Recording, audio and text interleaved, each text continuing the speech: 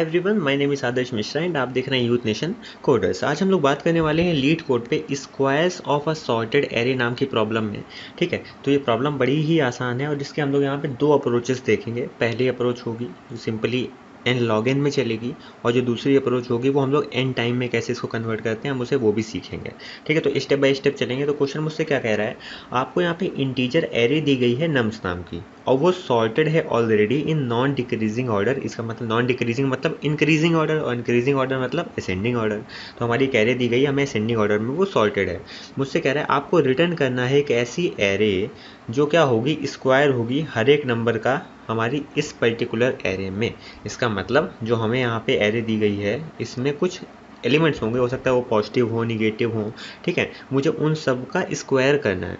ठीक है, इसके बाद जो भी एलिमेंट आएगा, ठीक है, उसको मुझे दोबारा से सॉल्ट करके रखना है। ठीक है, तो इसमें मैं ओरिजिनली आपको लगभग कितना टाइम लगता है, देखो सॉर्टिंग करनी है ये तो पक्का है। हमें एक सॉर्टेड एरे दी गई है और उसके बाद हमें सॉर्टिंग करनी है, तो उसमें हमें मिनिमम से minimum n log n time तो लगता है सॉल्ट करने में। बट हम लोग इसको किस तरह से एन में बदलेंगे, बस यही इस क्वेश्चन की खूबसूरती है। तो मैं चाहूँगा कि आप इस वीडियो को कम्प्लीटली देखें और समझें। देखो नम्स नाम की हमें यहाँ पे एरे दी गई है, इसमें कोई दो राय नहीं है। एलिमेंट्स पड़े हैं -4, -1, 0, 3 एंड 10। इसका मतलब हम लोग के पास निगेटिव और पॉजिटिव नंबर दोनों का कॉम्बिनेशन हो सकता है। अच्छा, एक बात हमें पता है कि अगर मैं -4 को बोलूँ तो -4 का जो भी स्क्वायर होगा तो वो हमेशा पॉजिटिव में आएगा। इसका मतलब कोई भी नंबर हो, चाहे वो पॉजिटिव हो या फिर वो निगेटिव हो, ठीक है, अगर हम उसका स्क्वायर निकालते हैं तो हमारा आंसर हमेशा क्या आता है, पॉजिटिव आता है। तो ये बात पक्की होगी कि जो आउटपुट एरे आने वाली है उसमें सारे एलिमेंट क्या होंगे, पॉजिटिव होंगे। ठीक है, मैं कहता हूँ -4 का स्क्वायर कितना, 16। ठीक है, यहाँ पे देखो 16। -1 का स्क्वायर कितना, 1। 0 का स्क्वायर यहाँ पे 0 पड़ा है, 3 का स्क्वायर 9 पड़ा है और 10 का स्क्वायर यहाँ पे 100 पड़ा हुआ है। तो इसमें बहुत ही ज़्यादा सिंपल चीज़ है। आपको क्या करना है, एक एक एलिमेंट पर ट्रेवल्स करना है। जो भी एलिमेंट हमने उठाया उस मोमेंट ऑफ टाइम पे उसका स्क्वायर करना है और उसको उठा के एक जगह दूसरी एरे पे रख देना है। और दूसरी एरे में कुछ इस प्रकार के एलिमेंट आ गए। अच्छा, बट जब ऐसे एलिमेंट आए तो आपको आउटपुट एरे इस प्रकार से नहीं देनी है, जम्बल्ड फॉर्म में आगे पीछे ना। आपको उसने अगर सॉर्टेड एरे इनपुट में करी है तो आप भी उसे सॉर्टेड एरे ही दोगे। तो लोग क्या कहते हैं यहाँ पे सॉर्टिंग का यूज़ कर लेते हैं। ठीक है, सॉर्टिंग का यूज़ करने में उन्हें टाइम कितना लग जाता है, एन लॉग एन। इस पर्टिकुलर एरे को बनाने में उनको समय कितना लग जाता है, एन। और सॉर्ट करने के बाद हमारा रिजल्ट कुछ ऐसा आ जाएगा, उसमें समय लग जाता है एन लॉग एन। ठीक है, तो ये एक बेसिक अप्रोच है जो आप लोग इसे मतलब यूज़ कर सकते हो। बाकी कई लोग यहाँ पे बबल शॉर्ट लगा देंगे, ठीक है, सिलेक्शन शॉर्ट लगा देंगे, तो उनको यहाँ पे टाइम कितना लग जाएगा, ओ एन स्क्वायर। तो आपको एन स्क्वायर वाली अप्रोच तो बिल्कुल यहाँ पे सॉर्टिंग के लिए नहीं यूज़ करनी है। ठीक है, तो अभी हम लोग बात करते हैं एन लॉग एन वाली अप्रोच। पहले देख लेते हैं इसको कोड कैसे करेंगे। तो यहाँ पे कुछ एग्जाम्पल समझ लेते हैं कि -7, -3, 2, 3, 11 है। तो इसका हमारी एरे कैसी बन जाएगी, 49, 9, 4, 9 और 22। तो ये एरे बनी एक बार हमने जब इसको ट्रैवर्स करा और सारे नंबर का स्क्वायर करा। ठीक है, बट इसको हमें सॉर्टेड फॉर्म में भेजना है तो हमारी एरे कैसी आंसर में आ जाएगी, ये वाली। ठीक है, इस पर कुछ कंस्ट्रेंट है कि लेंथ इसकी 1 से लेकर 10⁴ के बीच में होगी और हर एक एलिमेंट जो होगा वो निगेटिव भी हो सकता है, पॉजिटिव भी हो सकता है। और ये पर्टिकुलर एरे जो इनपुट है सॉर्टेड होगी असेंडिंग ऑर्डर में। ठीक है, इतना बिल्कुल ही आसान है। और एन लॉग एन वाली अप्रोच जल्दी से हम लोग देख लेते हैं। हम लोग को यहाँ नम्स नाम की इन्होंने क्या करा, एक लिस्ट प्रोवाइड करी है। तो देखो जो मैंने यहाँ पे ये पहली लाइन लिखी हुई है, पाइथन में इसे लिस्ट कॉम्प्रीहेंशन कहते हैं। बट अगर आपको वो नहीं आता है तो मैं आपसे रिक्वेस्ट करूँगा कि लिस्ट कॉम्प्रीहेंशन वाला वीडियो देख लेना। और बाकी इसको मैं एक्सपेंड करके आपको दिखा देता हूँ कि इसकी जगह आप क्या लिखोगे। अगर आपको ये अप्रोच नहीं आती है तो आप ये लिखोगे फॉर आई इन नम्स। भाई हमें अपने एरे में एक एक एलिमेंट उठाना है तो उसके लिए हमने लूप लगा दिया। हम क्या करेंगे, हम क्या कहेंगे कि एक हमने LST नाम की खाली लिस्ट बना दी थी। ठीक है, अब मैं कह रहा हूँ कि हमारी लिस्ट में जाके अपेंड कर दो, जोड़ दो। क्या क्या जोड़ना है, जो मैंने आई सेलेक्ट करा है इसको 2 बार मल्टीप्लाई कर दो। तो मैंने कहा आई इंटू आई। तो ये जो आपने 3 लाइन लिखी हैं, 3 लाइन अगर आपको नहीं लिखनी है तो आप यहाँ पे 1 लाइन लिख सकते हो लिस्ट कॉम्प्रीहेंशन का यूज़ करके। ठीक है, तो मेरे ख्याल से आपको ये लाइन तो समझ में आ गई होगी। बाकी मैंने ये 3 लाइनें अभी बताई हैं। ठीक है, ये तो आपको समझ में आ गई। अब लिस्ट कॉम्प्रीहेंशन में इसको लिखते कैसे ये भी आपको जल्दी से मैं बता देता हूँ।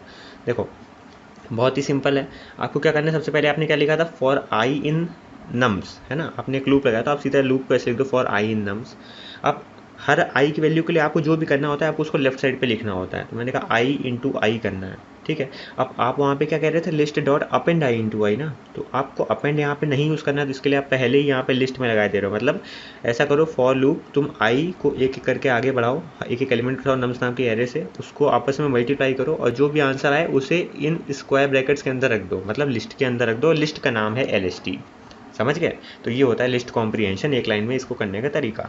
अब हम लोगों ने क्या करा, हमारे पास आ गए होंगे स्क्वायर वाली लिस्ट, और फिर मैंने उसको क्या करा, उसको कर दिया यहाँ पे सॉर्ट, तो मेरी सॉर्टेड ऑर्डर में आ गया। अब जो डॉट सॉर्ट मेथड होता है हम लोग का, ये हम लोग का बैकग्राउंड में चलता है, इनबिट हमें टाइम मेरे ख्याल से लेता है n log n square time नहीं लेता है, ठीक है। तो हमें इस लाइन को चलाने में लग गया n टाइम, ठीक है, इस लाइन को चलाने में n log n लग गया, और फिर हमने बाद में आकर अपनी लिस्ट को रिटर्न कर दिया। तो ये बहुत ही सिंपल सोल्यूशन है और आपका चल भी जाएगा, सबमिट भी हो जाएगा, कोई दिक्कत नहीं आएगी। बट इसमें टाइम कितना लग गया, n log n लग गया, ठीक है। और स्पेस कितनी लग गई, हमने एक अलग से लिस्ट बनाई हुई है। अब इसकी इस वाली नई वाली लिस्ट की लेंथ कितनी होगी, जितने एलिमेंट मेरे नम्स में होंगे, तो इसकी स्पेस कॉम्प्लेक्सिटी हो गई ON, स्पेस हो गई ON, और टाइम हो गई ON log n, ठीक है। तो कहीं बुरा नहीं, ठीक है। बट इसका एक और सोल्यूशन हो सकता है। क्या सोल्यूशन होगा उसको मैं अभी आपको यहाँ पे एग्जांपल के साथ बताता हूँ। जैसे कि मैं अगर इसी को ले लूँ एग्जांपल में, चलो अच्छा ये वाली ले लेते हैं, ठीक है। ये देखो मैंने बना भी रखी है। तो अगर मुझे ये इनपुट में मिलता है -7 -3 2 3 11, तो इसको अगर मैं स्क्वायर कर लूँ, तो स्क्वायर करने में मुझे n टाइम लग रहा है, तो मुझे उससे कोई हर्ज नहीं है। मुझे दिक्कत कहाँ हो रही है, मुझे सॉर्टिंग ना करनी पड़े, ऐसा कुछ हो जाए। पर मुझे आंसर तो सॉर्टेड मैनर में ही देना है, तो कैसे देंगे। देखो मैं क्या कह रहा हूँ, आपके पास कुछ इस प्रकार से एलिमेंट आए हैं 49 9 4 9 22, है ना। तो मैं आपसे कहता हूँ कि इसको डॉट सॉर्ट लगा के सॉर्टिंग ना करो, ठीक है। और इसको किस तरह से अप्रोच करो, वो टेक्निक मैं आपको बताता हूँ। मैंने कहा ये मेरी एरे है, इसमें ऐसे एलिमेंट पड़े हुए हैं, और इसका कुछ इंडेक्सेस भी होंगे, 0 index, first index, second, third, fourth, है ना, सिंपल। तो मैं क्या कह रहा हूँ, एक ऐसा करो, आई नाम का वेरिएबल बना लो, आई नाम का वेरिएबल जो भी पॉइंट आउट कर रहा है 0 को, और एक जे नाम का वेरिएबल बना लो जो पॉइंट आउट कर रहा है लास्ट इंडेक्स पे जो एलिमेंट पड़ा है उसको, ठीक है। तो आई किसे पॉइंट आउट कर रहा होगा, 49 को, और जे किसे पॉइंट आउट कर रहा होगा, सिंपली यहाँ पे 22 को। अच्छा ये बताओ 49 बड़ा कि 22, तो आपने कह दिया भाई अरे 49 मेरा बड़ा है, तो मैं कह दूँगा ठीक है, अगर 49 बड़ा है तो एक नई एरे में जाके 49 को रख दो, कोई बुराई नहीं है, बिल्कुल सही बात है ना। और अगर आपने 49 को अगर इस एरे में रख दिया है, तो फिर आप क्या करोगे, आई को एक आगे बढ़ा दोगे, तो अब आई किसको पॉइंट आउट करने लगेगा, 1 को पॉइंट आउट करने लगेगा। तो हमने किसको उठा लिया, एलिमेंट कौन सा सिलेक्ट कर लिया, हमने यहाँ पे एलिमेंट सेलेक्ट कर लिया अपना 9। अब आई 9 हो गया, और जे जो है वो 22 को ही पॉइंट आउट कर रहा है। अब हम चेक करेंगे भाई 9 बड़ा कि 22, तो भाई 22 बड़ा है, तो ऐसा कहते हैं 22 को उठा के हम यहाँ रख देते हैं, है ना, बहुत सिंपल है। अब अगर हम 22 को उठा के यहाँ पे रख दिया है, इसका मतलब 22 हमारा किसको पॉइंट आउट कर रहा होगा, अभी 4 को पॉइंट आउट कर रहा है, बट इसने 22 को तो रख दिया, तो अब इसको पॉइंट आउट करने लगेगा 3 को। समझ रहे हो मतलब लॉजिक किस तरह से चल रहा है मेरा। तो मैंने यहाँ पे क्या उठा लिया, मैंने 9 को उठा लिया, ठीक है। अब देखो, अब मैं कंपेयर करूंगा 9 और 9 कौन बड़ा है, तो भाई कोई भी एक ले लो ना, या तो आई वाला ले लो चाहे जे वाला ले लो, मैच ड्रॉ हो चुका है। तो मैंने कहा चलो आई वाला ले लेते हैं 9, और उसको उठा के हम लोग यहाँ पे रख देते हैं। तो मैंने यहाँ पे उठा के 9 रख दिया। अब मैंने 9 उठा के यहाँ रख दिया आई वाला, तो आई अब किसको पॉइंट आउट करने लगेगा, आई पॉइंट आउट करने लगेगा इंडेक्स नंबर 2 को। फिर मैं पूछूंगा कि भाई अच्छा ये बताओ 4 और 9 में कौन बड़ा, तो आप कह दोगे भाई पक्का पक्का 9 बड़ा है। तो जे वाली जो वैल्यू होगी उसको उठा के मैं रख दूंगा जाके नई वाली एरे में, ठीक है। और जे को मैं एक कम कर दूंगा, तो जे अभी जो है 3 को पॉइंट आउट कर रहा था, अब जे किसको पॉइंट आउट कर रहा है, 2 को पॉइंट आउट कर रहा है। अब आई और जे दोनों एक ही वेरिएबल को पॉइंट आउट कर रहे हैं, इसका मतलब अब एक ही एलिमेंट बचा है, और जब एक एलिमेंट बचा है तो उसको डायरेक्टली उठा के आप जो है आखिर में रख दो। तो ये मेरा कुछ ऐसा ऑर्डर बना, एक नई लिस्ट बन गई। और ये बनी कैसे, इसमें क्या मुझे n स्क्वायर टाइम लगा क्या, नहीं। क्या मैंने इसको सॉल्ट करा क्या, नहीं। मैंने सिर्फ एलिमेंट्स को कंपेयर करते रहे, 2 पॉइंटर लेके, आई जो है शुरुआत में था और जे आखिर में था, और जिसकी वैल्यू को उठाते थे उसको एक आगे बढ़ा देते थे, ठीक है। अगर मतलब जे की वैल्यू उठाई तो जे को एक कम कर देते थे, सिंपल। तो यार इसमें तो हम लोग को n टाइम लगा है, हम लोग अभी तक n log n वाली बात कर रहे थे, मतलब ये वाली अप्रोच कुछ तो बेहतर है। बट एक मिनट, हमारा आंसर जो है वो तो उल्टा आ रहा है यार, है ना, डिसेंडिंग ऑर्डर में आ रहा है। तो मैं क्या कह रहा हूँ, इसको रिवर्स कर लो, सिंपल असेंडिंग ऑर्डर में आ जाएगा, मेरा आंसर ऐसा आ जाएगा। तो ये अप्रोच ज़्यादा बेहतर है, ठीक है, अपनी ऊपर वाली अप्रोच से। तो इसको आप यूज़ कर सकते हो, ठीक। अगर आपसे इंटरव्यू कहता है कि आपको n टाइम में क्वेश्चन को सॉल्व करना है, इसकी अप्रोच क्या है मैं आपको यहाँ पे एक्सप्लेन कर देता हूँ। देखो सबसे पहले बस सेम हमने लिस्ट कॉम्प्रिहेंशन वाला तरीका यूज़ करा हुआ है, ठीक है। मैंने क्या कहा, फॉर हर एक वैल्यू इन मेरी ए नाम की एरे, उस वैल्यू का स्क्वायर निकाल दो। अब देखो, या तो आप स्क्वायर निकालने के लिए लिख दो कि वैल्यू इंटू वैल्यू, या फिर आप ये भी लिख सकते हो ना कि वैल्यू की पावर 2, दो तरीके होते हैं ना। तो मैंने इस वाले में स्टार स्टार 2 लिखा है, तो मेरे SQR में जो है सारे स्क्वायर आ गए होंगे। अच्छा, अब मैंने क्या करा, एक मैंने आई और जे पॉइंटर बनाया था ना, आई जो है यहाँ पे L है, L मतलब लेफ्ट, और जे क्या है मेरा राइट है, ठीक है।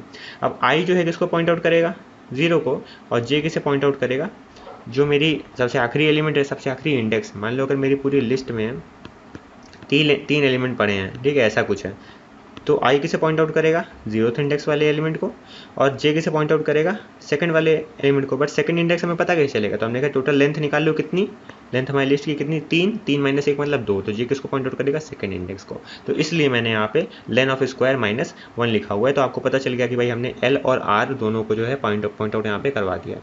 तो इसमें आपको बिल्कुल भी डाउट नहीं होना चाहिए। अच्छा, इसके बाद जो हमने रिजल्ट नाम की एक लिस्ट बनाई थी, इसमें वैल्यूज रख रहे थे, तो उसको हमने यहाँ पे डिफाइन कर दिया। अच्छा, हर बार हम करेंगे क्या भाई, जब तक मेरी L अगर कम है या बराबर है यार, के मतलब आई अगर कम है या कभी कभी बराबर भी नहीं हो गया था आखिरी वाले केस में, तो अगर ऐसा है तो एक काम करो, क्या काम करो, आप चेक करो कि जो लेफ्ट साइड से आप वैल्यू उठा रहे हो उस लिस्ट में, और जो राइट साइड से वैल्यू उठा रहे हो, उन दोनों में कौन बड़ा है। अगर लेफ्ट वाली बड़ी है राइट वाली वैल्यू से, तो हम लेफ्ट वाले को उठा के रखते थे ना रिजल्ट में, तो हमने क्या रिजल्ट में अपेंड कर दो लेफ्ट वाली वैल्यू, और लेफ्ट को एक आगे बढ़ा दो, ठीक है।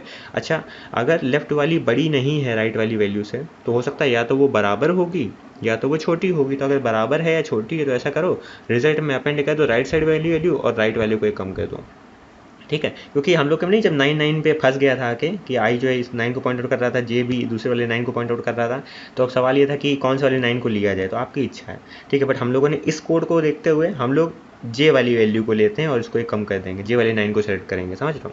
तो ऐसा कुछ यहाँ पे कोड है, ठीक है। अगर आपको असेंडिंग, अब देखो इससे जो हमें लिस्ट मिलेगी वो मिलेगी हमें डिसेंडिंग ऑर्डर में, ठीक है। अगर असेंडिंग ऑर्डर में करना है तो यहाँ पे थोड़ा साइन चेंजमेंट कर दो कि अगर हमारा जो एलिमेंट कम है उसको रिजल्ट में अपेंड कर दो, जो एलिमेंट बड़ा है उसे मत करो, समझ रहे हो। तो आपको यहाँ पे कोड में ये इस साइन का ध्यान देना पड़ेगा। यहाँ पे लेस देन लगा दो तो असेंडिंग ऑर्डर आ जाएगा, बट हम लोग ग्रेटर देन लगाए तो हम लोग को डिसेंडिंग ऑर्डर मिल गई। उसको हम लोग क्या करेंगे, रिवर्स कर लेंगे, कोलन कोलन -1 का यूज़ करके। इसको स्ट्रिंग स्लाइसिंग कहते हैं। इसमें 3 एलिमेंट होते हैं यहाँ पे। पहला होता है मुझे कहाँ से स्टार्ट करना है, फिर कहाँ पे मुझे एंड करना है, और मुझे कितने स्टेप लेने हैं। तो मैंने बता दिया कि -1 स्टेप लेने हैं, तो अपने मन से समझ जाएगा कि अगर मेरे पास लिस्ट पड़ी है 1 2 3, ठीक है, मैं एग्जांपल ले रहा हूँ सिर्फ ये आपको ये लाइन समझाने के लिए, 1 2 3, ठीक है। तो ये कह रहा है -1 से चलो, तो इंडेक्सिंग कहाँ से चालू होती है, अगर लेफ्ट से राइट के बारे में बात करो तो 0 index, first index, second index, और राइट साइड से लेफ्ट साइड की इंडेक्सिंग क्या होती है पाइथन में, सिर्फ -1 -2 और -3। तो मैं कह रहा हूँ कि -1 करते जाओ और पूरी लिस्ट को ट्रैवर्स कर लो। तो मैं -1 से चालू करूँगा ये, फिर इसमें -1 और ऐड करेंगे तो -2, इससे -1 और ऐड करेंगे तो -3, तो हमारी लिस्ट कैसी आ जाएगी 3 2 1, मतलब रिवर्स हो जाएगी, ठीक है। तो ये रिवर्स वाली लिस्ट को हम लोग यहाँ पे रिटर्न कर देंगे। तो मेरे ख्याल से आपको कोड समझ में आ गया होगा कि हम लोगों ने यहाँ पे करा क्या है। ये वाली अप्रोच लाख गुना बेहतर है एन लॉगिन वाली अप्रोच से, और एन लॉगिन वाली भी चल जाएगी, ये वाली भी चल जाएगी। बट बात यही है कि आपको ऑप्टिमाइज तरीका पता होना चाहिए कि आप किस तरह से अपने कोड को ऑप्टिमाइज कर सकते हो। तो ये वाला आपका कोड है सिंपल, ठीक है। मेरे ख्याल से आपको विजिबल भी होगा, और एक बार मैं आपको ऊपर वाला कोड भी दिखा देता हूँ, ठीक है। पाइथन प्रोग्रामिंग के बस फ़ायदे ये होते हैं कि इसमें हम लोग नहीं एक ही लाइन में चीज़ें जो है वो कर लेते हैं, तो ज़्यादा आसान हो जाता है हम लोग के लिए। तो मेरे ख्याल से आपको ये वाला कोड भी जाके भी लीड कोड पे कोई ट्राई करना चाहिए। दोनों अप्रोच अपने मन से ट्राई करना, बिना कहीं से देखे हुए।